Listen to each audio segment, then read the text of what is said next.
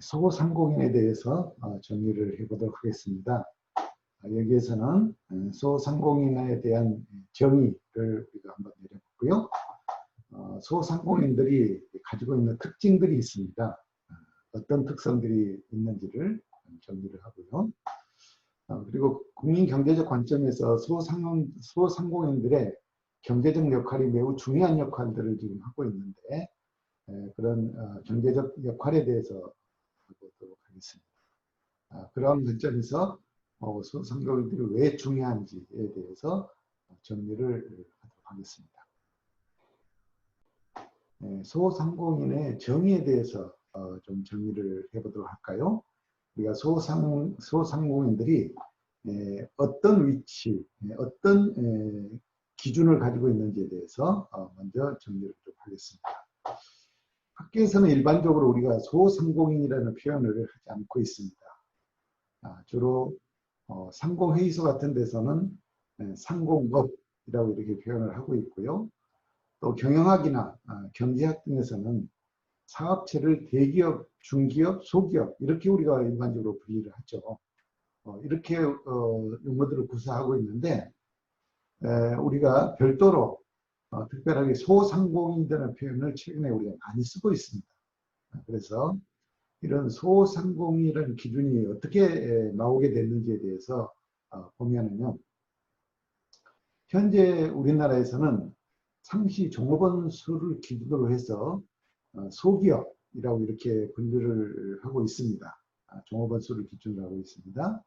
일반적으로는 우리가 중소기업에 포함시키면서 이렇게 정의를 하고 있거든요. 그러나 우리가 중소기업이라고 하는 것은 양적으로나 질적으로 대기업의 특성을 가지지 않는 그런 모든 기업들을 포괄적으로 우리가 중소기업이다라고 이렇게 의미를 지금 사용하고 있죠.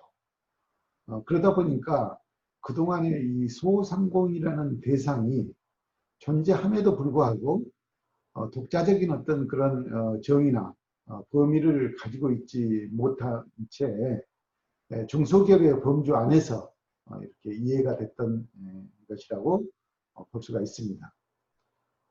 그러다가 우리나라가 소상공인이라는 법적 지위가 부여된 것은 헌법 제123조 제3항과 제5항에서 국가는 중소기업을 보호 육성하여야 하며 그 자조조직을 육성하여야 한다라고 하는 이런 항목이 있는데, 이 항목에 기반을 두고 1996년에 개정된 중소기업 기본법에서 소기업의 범위를 중소기업과 구별해서 규정을 했고, 이후로 우리가 소상공인이라고 하는 이런 용어를 별도로 사용하기 시작했다라고 보시면 되겠습니다. 1996년 중소기업법이 제정된 이후에 그 이전까지는 소기업과 중소기업을 구분하지 않고 우리가 중소기업이라고 하는 복합적 명칭 안에서 중소기업의 범위를 규정을 하고 있다가 법 개정 이후에 중소기업 기본법 시행령 제2조에서 대기업으로부터 중소기업을 구분하여 기준으로 삼았고, 또 상시 종업원 수를 기준으로 해서 자산 총액, 상시 종업원 수를 기준으로 한 그런 기준 요건, 또는 자산 총액을 중심으로 하는 그런 기준 요건, 또 소유와 경영의 독립성을 요구하는 그런 질적 요건을 동시에 적용하면서부터 우리가 대기업과 중소기업을 세분화하기 시작했다고 볼 수 있겠습니다. 현재는 소기업을 보호 육성하려는 그런 차원에서 소기업과 중소기업을 보다 세분화해서 사용하고 있고요. 또 소상공인 지원센터가 설립된 이후로 소상공인을 별도로 구분하여 지칭하면서 현재 이루고 있다라고 이렇게 보시면 되겠습니다. 이후 소기업 지원을 위한 특별조치법 2020년 12월 29일 날 소기업 및 소상공인 지원을 위한 특별조치법이라고 해서 개정을 하면서부터 소상공인이라고 하는 용어가 이제 공식적으로 사용되었고, 또 소기업 및 소상공인 지원을 위한 특별조치법으로 인해서 소상공인에 의한 법적 정의 및 소기업 지원 계획 수립이 이루어지게 되었고, 이어서 우리가 소상공인 지원센터가 설치가 되면서 여러 가지 재정적으로 또 법적으로 지위가 확고하게 이렇게 완성이 됐다라고 볼 수가 있겠습니다. 자, 이런 관점에서 우리가 일반적으로 이제 소상공인이라고 하면은 소기업 및 소상공인 지원을 위한 특별조치법 제2조에 따라서 제조업, 광업, 건설업, 운수업의 경우에는 상시 종업원의 수가 10인 미만의 기업을 우리가 소상공인이다 라고 이렇게 얘기를 하고 있고요. 기타 업종에서는 상시 종업원 수가 5인 미만인 경우에는 우리가 소상공인이다 라고 이렇게 정의를 내려서 현재 사용을 하고 있습니다. 우리가 소기업 및 소상공인 지원을 위한 특별조치법의 근거를 두고 상시 종업원의 숫자를 가지고 소상공인의 기준을 내렸지 않습니까? 그래서 방금 말씀드린 제조업이나 또 건설업, 광업, 운수업의 경우에는 상시 종업원 수가 10인 미만이면 우리가 소상공인이다 라고 이렇게 법적으로 규정을 내리고 있고요. 방금 말씀드린 이런 업종 이외의 모든 업종들은 상시 종업원 숫자가 5인 미만인 경우에 소상공인이다 라고 이렇게 엄격하게 이제 기준을 만들어서 지금 운영을 하고 있는 그런 상황입니다.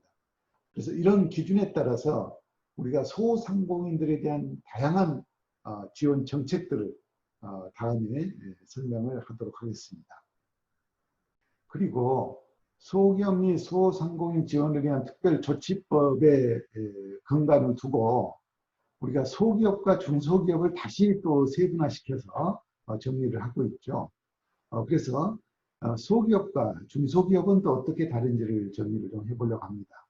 먼저 소기업 같은 경우에는 제조업이나 건설업, 광업, 운수업 같은 경우에 상시 종업원 숫자가 50인 미만일 경우에 50인 미만입니다. 이럴 때 우리가 소기업이라고 이렇게 얘기하고, 이 업종을 제외한 기타 업종들은 10인 미만의 기업들은 소기업이다라고 이렇게 우리가 정리를 지금 하고 있습니다. 그리고 도급법에 따라서 우리가 중소기업의 경우에는 방금 말씀드린 업종, 제조업, 건설업, 광업, 운수업들의 경우 상시 종업원의 수가 50인 이상 300인 미만, 50인 이상 300인 미만일 경우에는 중소기업으로 이렇게 우리가 범주를 두고 있고요. 기타 이외의 업종에 대해서는 상시 종업원의 수가 10인 이상 50인 미만인 경우에는 중소기업으로 이렇게 우리가 분류를 지금 하고 있습니다. 그래서 소상공인, 소기업, 중소기업이 이제는 완전히 상시 종업원 수에 근간해서 엄격하게 구분되고 있다라고 이렇게 보시면 되겠습니다. 그러면은 소상공인들은 어떤 특성을 가지고 있는지에 대해서 정리를 해볼까요? 소상공인은 중소기업의 범위 안에 속해 있으면서도 중소기업과 소기업으로 구분되는 그런 특징을 지닌 집단이죠.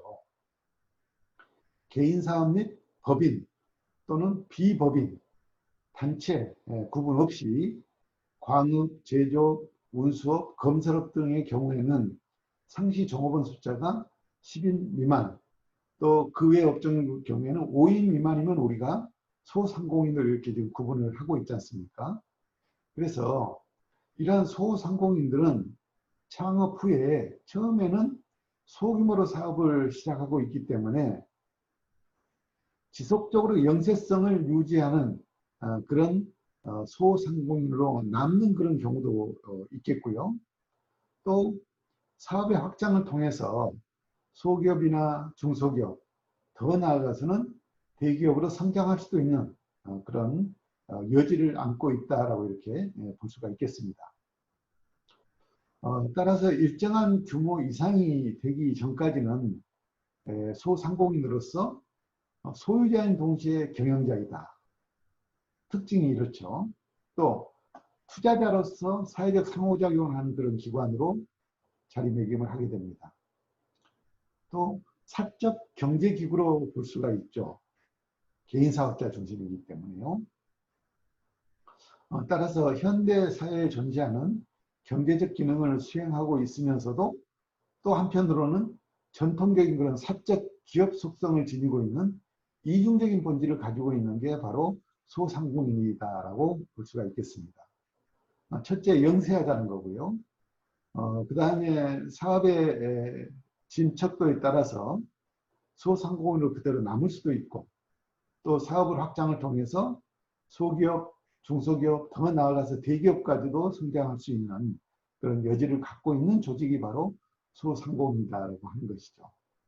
그리고 또 소유자인 동시에 경영자인 관점이고, 또 투자자이기도 하는 그런 또 특징을 가지고 있죠. 그리고 개인 소유이기 때문에 사적 경제기구로 우리가 볼 수가 있고요. 또 어찌 보면은 이런 경제적 기능을 수행하는 한 조직체로서 기업의 형태를 갖추고 있으면서도 또 전통적인 그런 사적 기업 조직에 속하는 그런 이중적 특성을 가진다는 게 바로 소상공인이 갖는 특성이다라고 이렇게 볼 수가 있겠습니다.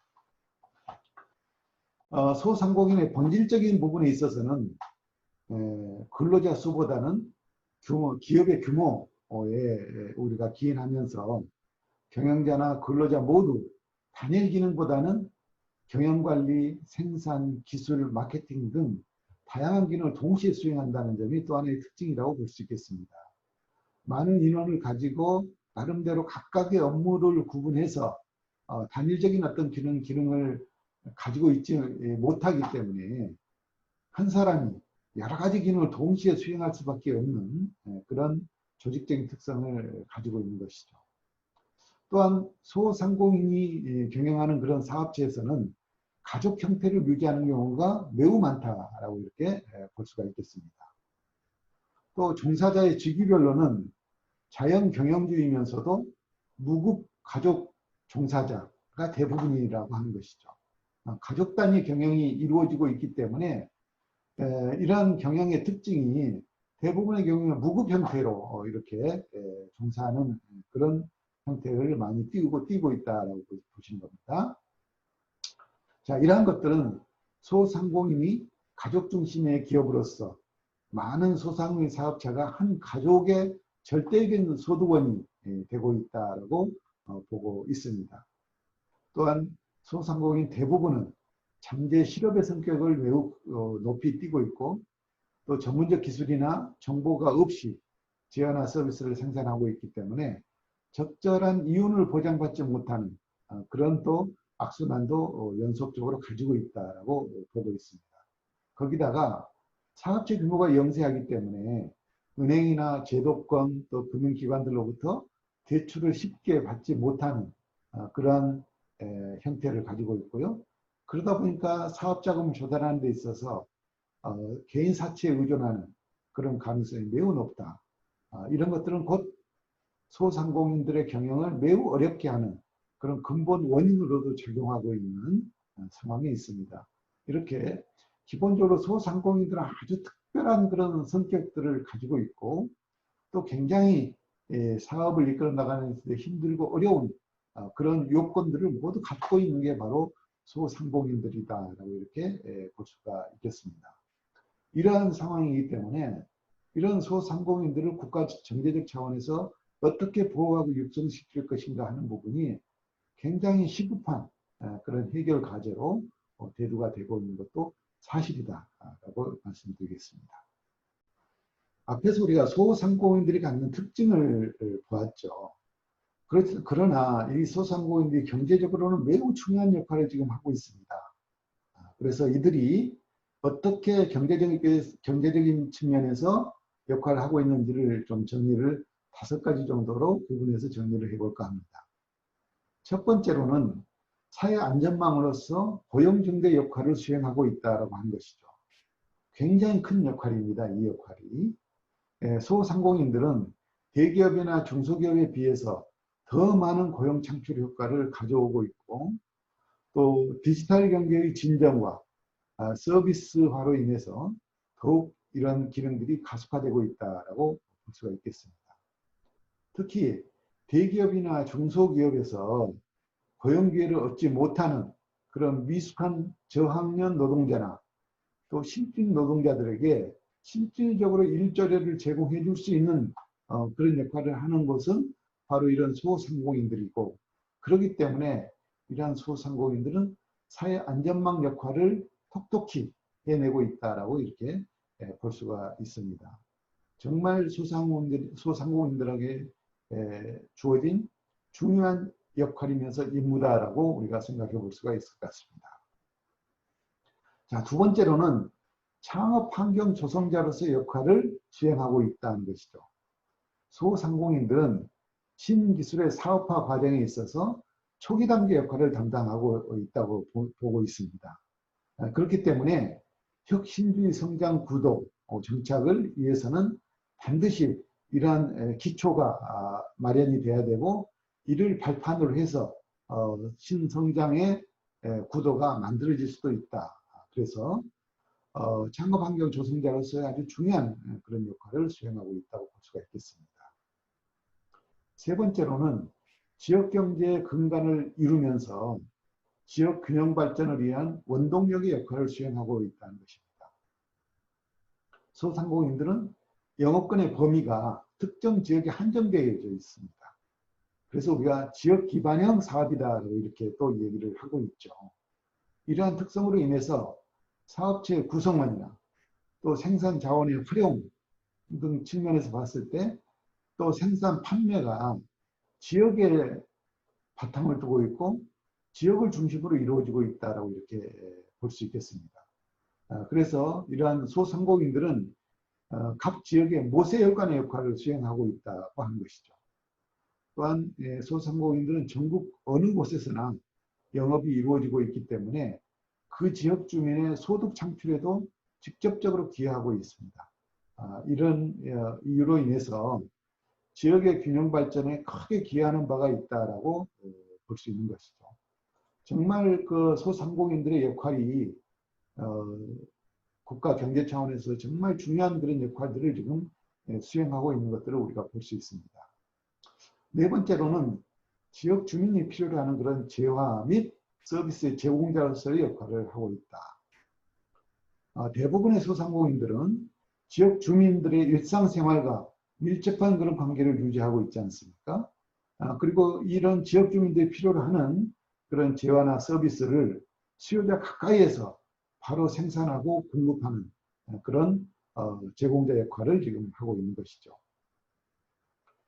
다섯 번째로는 생산의 하부 구조를 이루고 있으면서 국민경제의 적정 분업 유도 역할을 수행하고 있다고 볼 수 있는 것입니다. 소상공인들은 생산 체계의 고도화 또 복잡화 등으로 인해서 2차, 3차 하청을 통해서 대기업이나 중기업들의 하부구조 역할을 수행하고 있다고 한 것입니다. 제품의 조립에 필요한 소량 품목 등의 관리 비용이 적게 드는 그런 생산품의 제조를 통해서 생산 구조상 최하위 말단의 기능을 지금 분담하고 있는 것이죠.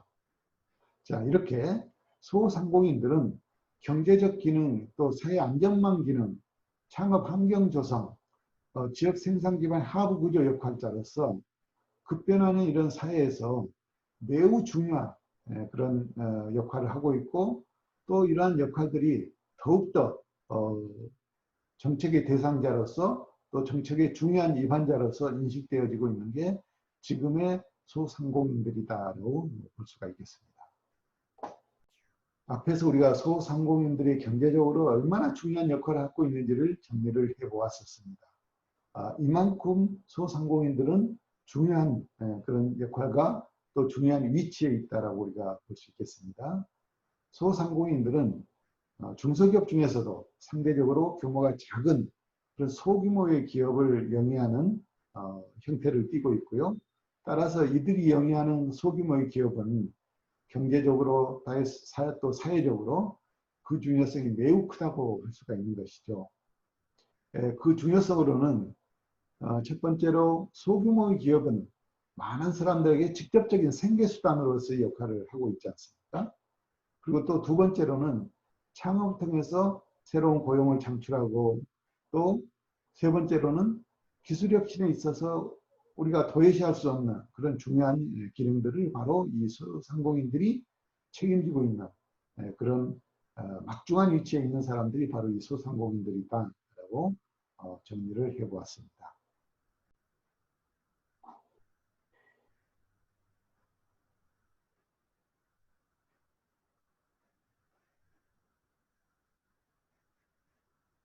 우리가 소상공인에 대해서 정리를 해보았죠.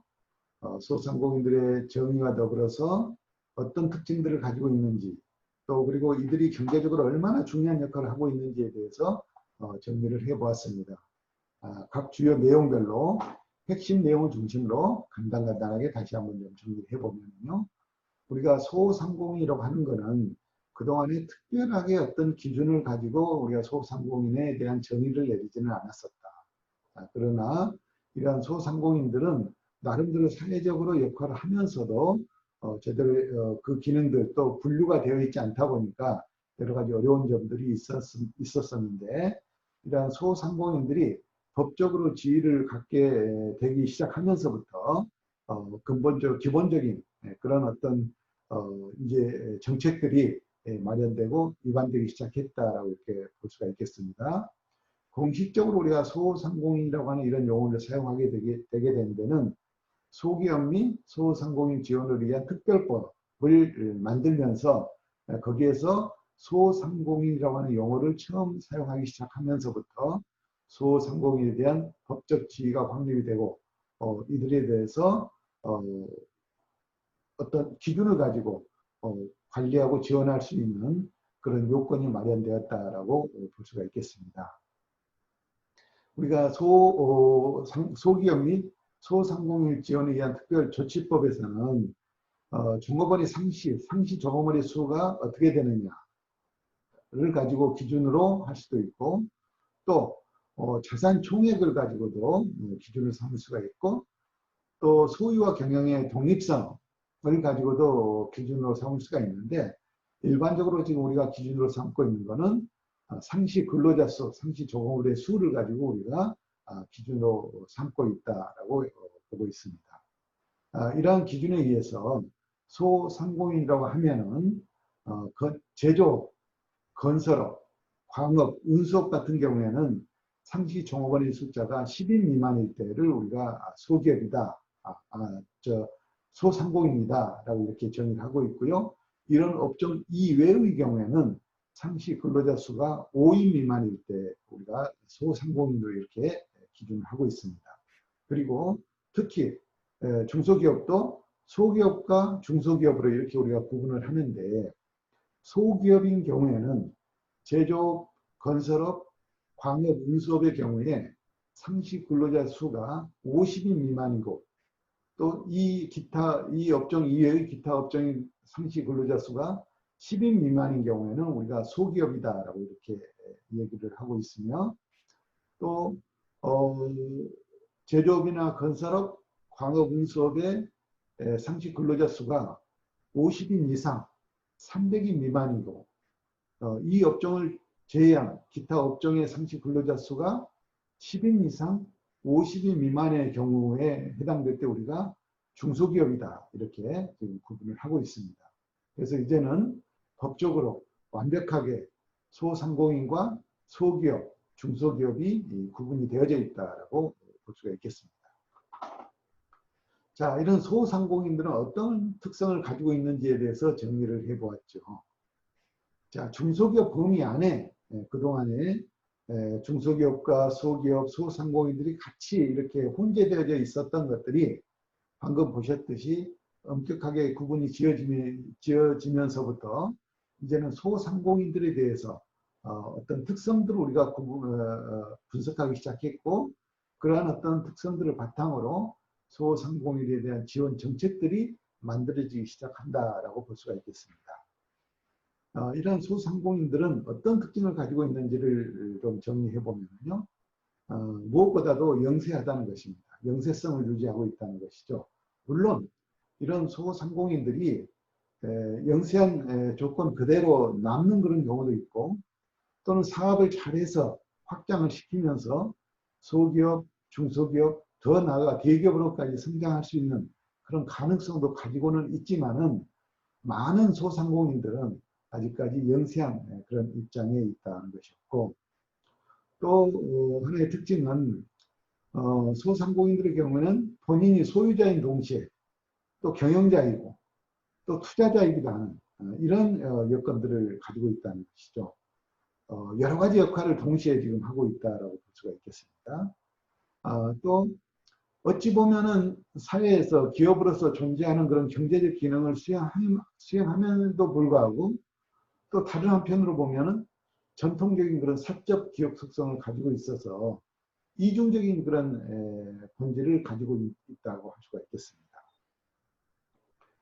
그리고 소상공인들 같은 경우에는 경영자이면서 또 근로자이면서 또 여러 가지 관리 기능을 다 겸비하는 다양한 기능을 동시에 수행하는 그런 역할을 할 수밖에 없는 그런 상황에 있고, 무엇보다도 좀 이 소상공인들에게 열악한 부분이 가족 형태를 유지하는 경우가 많다는 것입니다. 가족 단위 경영을 하고 있다는 것이죠. 그리고 그 가족 단위 경영을 하는 내부 속성을 보면은 무급 형태의 그런 가족 종사자들이 대부분을 차지하고 있는, 그러다 보니까 이 소상공인들의 대부분은 잠재적인 실업 상태에 있고, 또 전문적인 기술이나 정보도 없이 재화나 서비스를 생산 공급하는 이런 위치에 있으면서 또 이윤도 제대로 보장받지 못하는 이러한 아주 어려운 그런 처지에 있는 분들이 바로 이 소상공인들이다. 그리고 사업을 함에 있어서 원활한 자금 조달이 이루어져야 되는데, 이 소상공인들의 입장에서 보면은 기업 규모가 영세하고 또 매출 규모가 적고 하다 보니까 은행으로부터 제도적으로 이러한 금융기관의 다양한 대출 서비스를 받기가 쉽지 않다는 것입니다. 그러다 보니까 어쩔 수 없이 자금 조달을 개인 사채 같은 것들을 의존할 가능성이 높고, 그러다 보니까 오히려 더 경영이 어려움을 겪는 이런 악순환의 연속을 지금 겪고 있는 게 바로 소상공인들이다라고 이렇게 우리가 정리를 해봤습니다. 세 번째로 이러한 소상공인들은 경제적으로 어떤 역할을 수행하고 있는지를 정리를 해보았죠. 5가지로 우리가 정리를 해보았는데, 정말로 중요한 그런 역할들을 우리 소상공인들이 수행하고 있는 걸 볼 수가 있었습니다. 첫 번째로는 사회 안전망으로서 역할을 하면서 고용 창출 효과를 이루고 있다고 하는 것입니다. 소상공인들은 대기업이나 중소기업에 비해서 많은 고용 창출 효과를 가져오고 있다는 것이죠. 특히 지금과 같은 빠른 경제 환경 속에서는 대기업이나 중견기업으로부터 고용 기회를 얻지 못한 이런 미숙련자, 또 미숙한 노동자, 또 저학력 노동자, 이런 분들에게 일자리를 제공해주는 그런 역할을 우리 소상공인들이 하고 있습니다. 그러다 보니까 사회 안전망 역할을 톡톡히 지금 해내고 있는 그런 입장이 있고, 또 창업 환경 조성자로서의 훌륭한 역할을 수행하고 있다고 보는 것이죠. 소상공인들은 신기술의 사업화 과정에 있어서 초기 단계 역할을 지금 담당하고 있다고 보는 것입니다. 국가가 혁신주도 성장 구도를 가져가기 위해서는 바로 이런 가장 밑바닥에서 초기 사업화 과정의 바탕이 되는 이런 기반들이 필요한데, 바로 이런 것들을 우리 소상공인들이 하고 있다고 볼 수가 있겠습니다. 세 번째로는 지역 경제의 근간을 이루고 있으면서 지역의 균형 발전에 원동력 역할을 하고 있다라고 보는 것입니다. 소상공인들의 영업 범위가 특정 지역에 한정되어 있습니다. 그래서 우리가 지역 기반형 산업이다라고 이렇게 얘기를 했죠. 자, 이러한 산업의 특성은 사업체의 위치나 또는 그 사업체 구성원이나 생산 자원의 활용 등이 또 판매까지가 모두 지역에 기반을 두고 있다라고 보는 것입니다. 그래서 지역의 모세혈관 역할을 하고 있는 것이죠. 네 번째로는 지역 주민이 필요로 하는 그런 재화나 서비스를 제공하는 역할을 하고 있었죠. 그래서 대부분의 소상공인들이 지역 주민이 일상생활에서 필요로 하는 그런 재화나 서비스를 바로 수요자 근처에서 가까이에서 제공하는 그런 역할을 하고 있고요. 다섯 번째로는 생산의 하부 구조로서 국민경제의 적정 분업을 유도하는 그런 역할을 하고 있다고 봤죠. 생산체계의 고도화 및 복잡화로 인해서 2차, 3차 하청의 구조가 만들어지게 되는데 이런 가장 밑바닥의 하청 구조를 바로 이 소상공인들이 맡아서 지금 하고 있다. 그러다 보니까 굉장히 하부 구조가 튼튼하게 만들어지는 그런 역할을 우리 소상공인들이 하고 있다고 봤습니다. 이러한 역할들로 인해서 이 소상공인들이 굉장히 중요성이 강조되고 있다고 보는 것이죠. 그래서 소규모 기업으로서 많은 사람들에게 직접적인 생계수단의 제공 역할을 하고 있었고요. 또 창업을 통해서 고용을 창출하는 그런 효과를 크게 우리가 기대할 수가 있었던 것이고요. 또 세 번째로는 기술혁신에서 간과할 수 없는 그러한 하부 구조의 탄탄한 역할을 우리 소상공인들이 하고 있다라고 이렇게 볼 수가 있었습니다.